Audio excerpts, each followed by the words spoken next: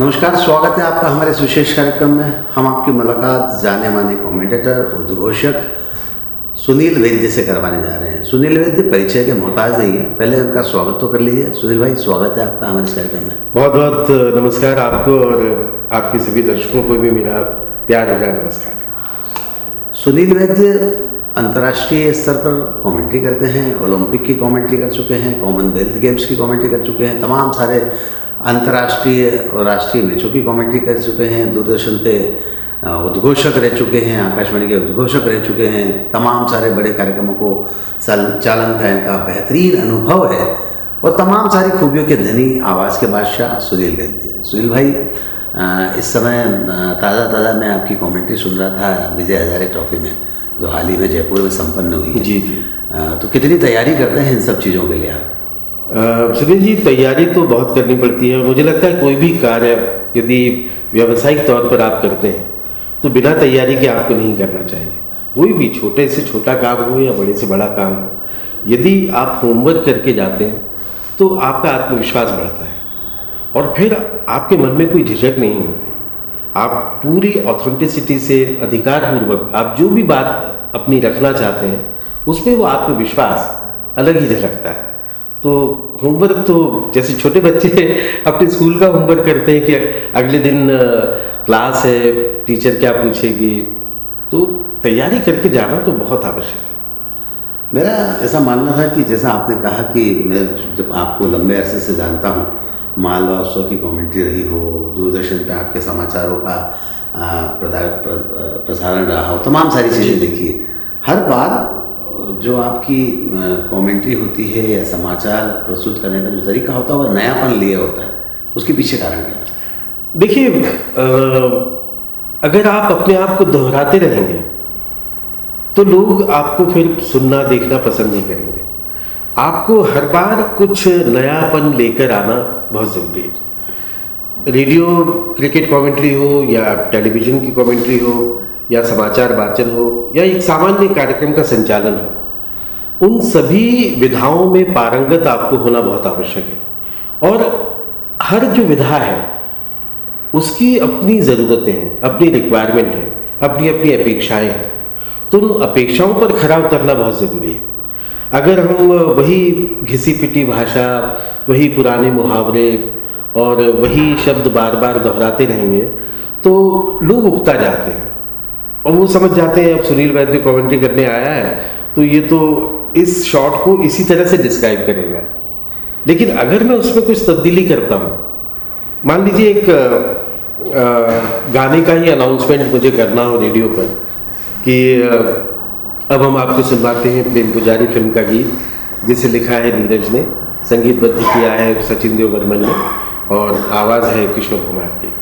तो ये तो एक सामान्य भाषा होगी।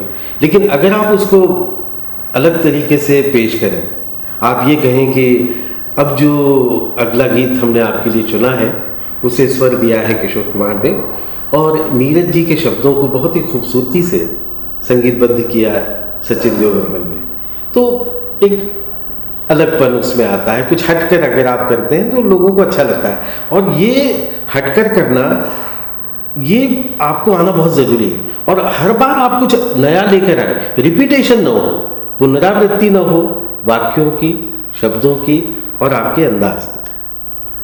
देखिए कितने अच्छे से डिस्क्राइब किया है। क्रिकेट के एक बेहतरीन कमेंटेटर सुशील दोषी, जिनके बारे में कहा जाता है कि कई सारे शब्दों का रिपीटेशन भी करते हैं लेकिन गेंद की लय के साथ उनकी आवाज़ चलती है। मुझे उनके कुछ शब्द हमेशा याद आते हैं। क्रिकेट के लिए एक आदर्श वातावरण, गेंदबाज की अपील, उत्साह में ज़्यादा विश्वास में कम, ऐसे तमाम सारी चीज़ें होती है जिस पर सुशील दोषी अपनी कमेंट्री केंद्रित करके रखते हैं। तो क्या लगता है सुशील दोषी या जसदेव सिंह की मैं बात कहूँ कि जब जसदेव सिंह कमेंट्री करते थे, चाहे वो हॉकी की हो, चाहे वे 15 अगस्त 26 जनवरी की परेड की हो, और जसदेव सिंह जिस अंदाज में किसी शहीद या जो सम्मानित होने वाले व्यक्ति के प्रति अपनी भावनाएं व्यक्त करते थे, वो ऐसा लगता था कि शब्दशः बिल्कुल आप देख रहे हैं उसको। बिल्कुल, मतलब ये लोग तो सब लेजेंड्स हैं। ये मतलब पुरोधा हैं कमेंट्री की विधा के। जसदेव सिंह सर हुए, सुशील दोषी जी हुए, और ये अपने आप में बहुत किस्मत वाले लोग भी हैं, क्योंकि इन्होंने जब कमेंट्री करना आरंभ की थी तब रेडियो के अलावा कोई विकल्प लोगों के पास नहीं था, टेलीविज़न था नहीं, तो ज़्यादा से ज़्यादा लोग रेडियो पर ही कमेंट्री सुनते थे। क्रिकेट की हो, हॉकी की हो, 26 जनवरी की हो। फिर जब से दूरदर्शन आया उसके बाद लोगों को और भी विकल्प मिल गए। लेकिन इस हिंदी क्रिकेट कमेंट्री की या हिंदी कमेंट्री की बात मैं कर रहा हूँ कि इसको स्थापित करने का श्रेय पूरी तरह से पद्म भूषण जसदेव सिंह जी और पद्मश्री सुशील दोषी जी को जाता है। बिल्कुल सही कहा आपने सुनील भाई। मराठी में भी आप कमेंट्री करते हैं? बिल्कुल। क्रिकेट के लिए आपने मराठी में कमेंट्री की? जी हाँ, मराठी मेरी मदर टंग है, मातृभाषा है, लेकिन मराठी कमेंट्री का जो अनुभव है मेरा छोटा ही रहा है। मैंने 2 IPL मराठी कमेंट्री की है स्टार स्पोर्ट्स के लिए। स्टार स्पोर्ट्स ने एक बहुत अच्छी शुरुआत की है कि वो अलग अलग भाषाओं में, कन्नड़ हो, तमिल, तेलुगु, मलयालम, बांग्ला, और अब पिछले 2 साल से मराठी में भी IPL की कमेंट्री स्टार स्पोर्ट्स करता है, और मुझे सौभाग्य मिला कि मैंने दोनों बार मराठी कमेंट्री की। एक दौर था दूरदर्शन का, आकाशवाणी का। दूरदर्शन पर हम आपको देखा करते थे कोट पहनकर, टाई लगाकर, आइडियल स्टाइल में आप समाचार देते थे। हाँ। आज वो दौर थोड़ा बदला है क्या? हाँ, काफ़ी बदल गया है। आप तो खुद समाचार प्रस्तुत करता है और एंकर हैं, तो आप भी महसूस करते होंगे। अब जो निजी चैनल है, दूरदर्शन को आप छोड़ दीजिए, दूरदर्शन का ढर्रा अभी भी वही है, लेकिन जो प्राइवेट चैनल्स हैं उनकी जो शैली है वो कभी खड़े होकर, चलते हुए, बात करते हुए, और काफ़ी ग्राफिक्स का भी वो इस्तेमाल करते हैं। तो अब आजकल एंकर के लिए स्मार्टनेस होना बहुत ज़रूरी है। अपीयरेंस, उसका जो फिजिकल अपीयरेंस है, जिस तरह से क्रिकेटर्स की भी जो फिजिकल फिटनेस है वो आज बहुत ऊपर लेवल की है, उसी तरह से जो न्यूज़ एंकर्स हैं या प्रेजेंटर्स हैं उनको भी फिजिकली फिट होना और गुड लुकिंग होना। गुड लुकिंग यानी ऐसा नहीं कि सुंदर हो, आप प्रेजेंटेबल हो, वो बहुत एक इम्पॉर्टेंट फैक्टर है। स्मार्टनेस को मैं थोड़ा सा और स्पेसिफाई करना चाहता हूँ। स्मार्टनेस, दिखने की स्मार्टनेस के साथ प्रेजेंटेशन की स्मार्टनेस, शब्दों का प्रोनाउंसिएशन, ये भी बहुत मायने रखता है। सुनील वैद्य जाने माने समाचार विश्लेषक हैं, कमेंटेटर हैं, तमाम सारी खूबियों के धनी हैं। सुनील भाई, आपने कमेंट्री की बात करें तो VVS लक्ष्मण के साथ कमेंट्री की, शिवराम कृष्णन अय्यर के साथ की है, सुनील गावस्कर के साथ की है, संजय मांजरेकर के साथ की है, तमाम सारे अच्छे। मेरा परम सौभाग्य है रवि शास्त्री जी के साथ, और आकाश चोपड़ा,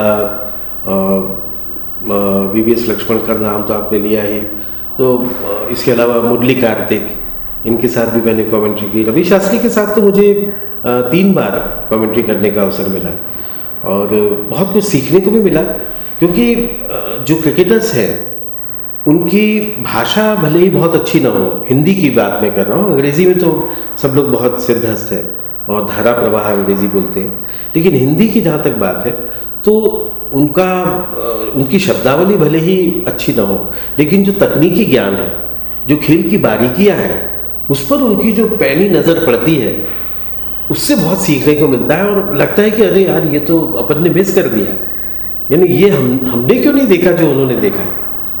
तो ये बात तो काबिले तारीफ है कि जो क्रिकेटर्स हैं वो तकनीकी पक्ष में बहुत मजबूत है, भाषाई पक्ष उनका कमज़ोर होता है, और इसीलिए मेरा सुझाव अक्सर रहता है चैनल्स के लिए कि जो क्रिकेटर्स हैं उनको आप बतौर विशेषज्ञ कमेंट्री टीम में शामिल करें तो बेहतर होगा, क्योंकि उनके पास भाषा इतनी अच्छी नहीं है, उनके पास शब्दावली नहीं है, और कुछ क्रिकेटर्स की आवाज़ भी बहुत अच्छी नहीं रहती, कर्कश रहती है, बारीक रहती है, और जो अदायगी का तरीका है कि जो मॉड्यूलेशन है, स्वर का उतार चढ़ाव है, और शब्दावली आपकी जो प्रचुर भंडार आपका शब्दों का होना चाहिए वो उनके पास नहीं होता, तो वो जानते हुए भी अपने आप को व्यक्त नहीं कर पाते। लेकिन अगर उनको as an expert commentary team में शामिल किया जाएगा तो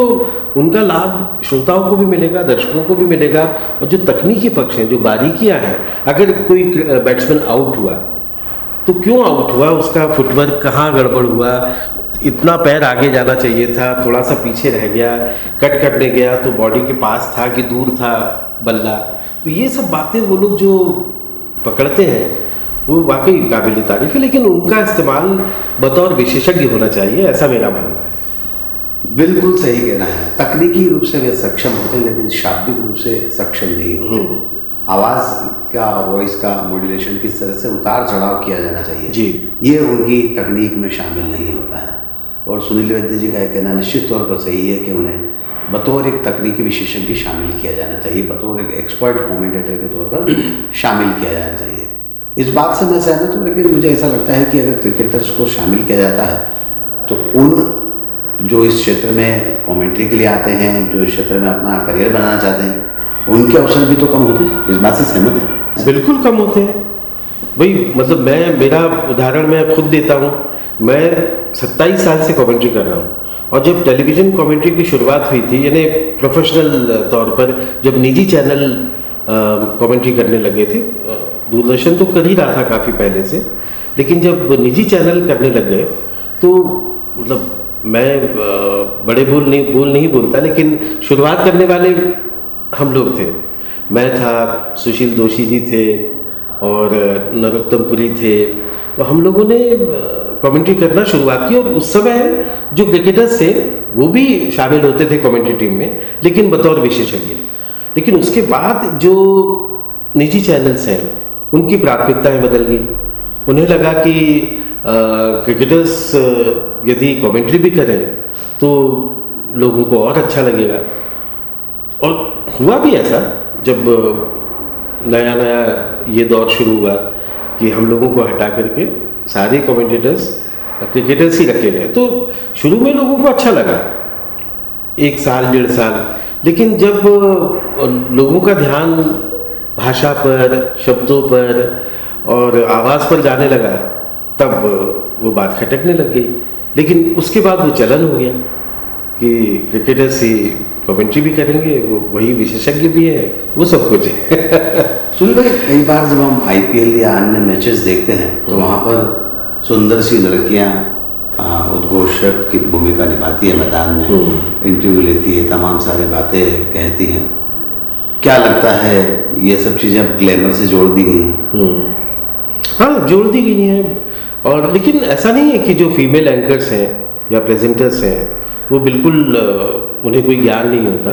वो भी बाकायदा होमवर्क करके आती हैं। 2-3 एंकर्स जैसे मंदिरा बेदी अपने समय में बड़ी मशहूर एंकर रही हैं, और मयंती लैंगर वो भी बहुत सक्सेसफुल एंकर रही हैं। और अब जो भी नई लड़कियां इस क्षेत्र में आ रही हैं वो भी बाकायदा तैयारी करके आ रही हैं।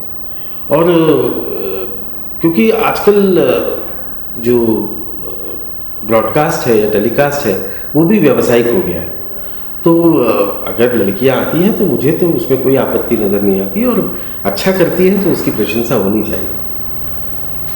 बिल्कुल ठीक कहना है। सुनील वैद्य हमेशा नपे-तुले शब्दों में अपनी बात कहते हैं और सही बात कहने में झिझकते भी नहीं हैं। जैसा इनका दर्द निकल कर सामने आया कि कमेंटेटर्स के तौर पर जब पूर्व खिलाड़ी आते हैं तो निश्चित तौर पर अन्य लोगों के लिए अवसर कम होते हैं। साथ ही उन्होंने इस बात को भी सराहा कि जो लड़कियां फील्ड में आती हैं, मैदान में आती हैं, होमवर्क करके आती हैं, उनके लिए भी अच्छे शब्द इनकी बातों से निकल कर आए हैं। तो बहरहाल अच्छी चीज़ें, अच्छे कामों को हमेशा सराहा जाना चाहिए। सुनील भाई, आप मालवा समारोह जो यहाँ होता है, मालवा उत्सव, उसकी एंकरिंग करते रहे हैं। विविध भारती की मुंबई की मैंने आपकी जो बतौर एक एंकर भूमिका देखी, उद्घोषक भूमिकाएँ सुनी कई बार, तो कितना बदलाव इस फील्ड में अभी तक आया है तब से आज तक? देखिए सुनील भाई, मेरा परम सौभाग्य है कि 1985 से जब मैं कॉलेज में पढ़ता था और फर्स्ट ईयर सेकेंड ईयर में था, तब से बतौर युवाणी कॉम्पियर मैं रेडियो से जुड़ा था। और अब 36 साल हो गए हैं मैं रेडियो, टेलीविज़न और अलग अलग प्रतिष्ठित मंचों से जुड़ा हूँ। और आपको ये जानकर अच्छा लगेगा कि जो ग्वालियर में तानसेन संगीत समारोह होता है, शास्त्रीय संगीत का सबसे बड़ा समारोह, हिंदुस्तानी शास्त्रीय संगीत का महाकुंभ उसे कहते हैं।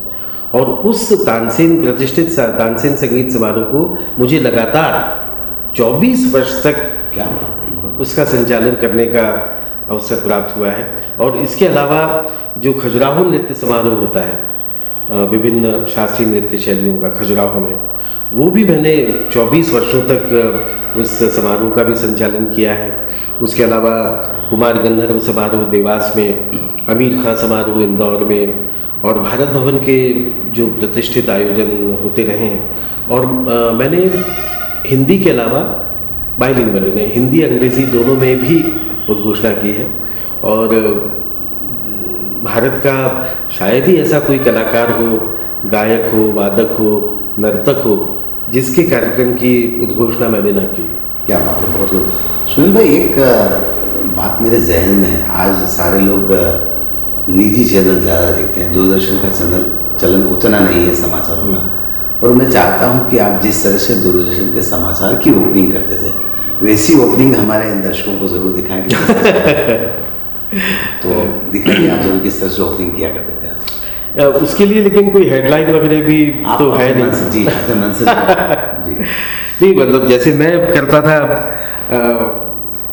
टेलीप्रॉम्प्टर भी होता है जी, तो टेलीप्रॉम्प्टर में तो स्क्रिप्ट आती रहती है, तो आपको कोई झिझक नहीं होती, वो याद तो करना नहीं है आपको। लेकिन शुरुआत आपकी जैसे ही आप ऑन स्क्रीन हुए, हाँ ऑन स्क्रीन हुए, फ्रेम में आए, तो एक अच्छी सी छोटी सी मुस्कान के साथ आप शुरू करें तो बेहतर होगा।